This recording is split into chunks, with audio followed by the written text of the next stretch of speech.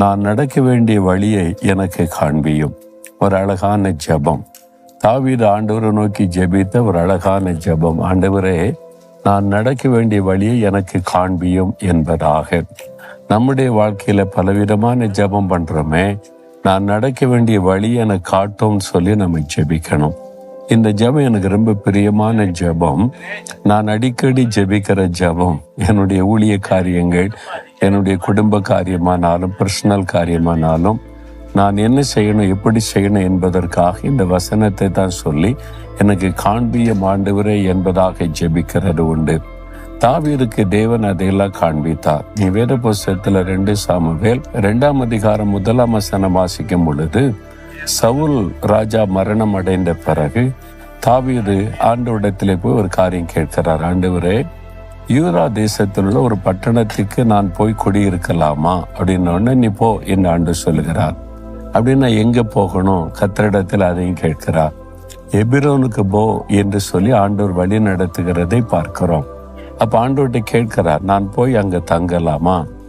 நம்ம இன்றைக்கு ஆண்டவரிடத்தில் அப்படிலாம் கேட்கறது இல்லை. ஆண்டவர், நான் பிசினஸ் பண்ண போறேன், ஆசீர்வதிங்க. நான் வீடு கட்ட போறேன், என்ன ஆசீர்வதிங்க. நான் இந்த கட்டிடத்தை கட்ட என்ன ஆசீர்வதிங்க. அப்படிதான் கேட்போம். இதை வாங்கலாமா, கட்டலாமா, இதை செய்யலாமா என்று அநேகர் ஜெபிப்பது இல்லை. ஆனா தாவீது அழகாக இந்த ஜெபத்தை ஏறெடுக்கிறதே நம்ம பார்க்கிறோம். நான் அங்கே போகலாமா ஆண்டவரே அப்படின்னா எங்க போகணும்? ஆண்டவர் அழகாக இந்த பட்டணத்துக்கு போய் என்பதாய் சொல்லுகிறார். இந்த பட்டணத்துல தான் தாவீது முதலாவது ராஜாவாக்கப்படுகிறார்.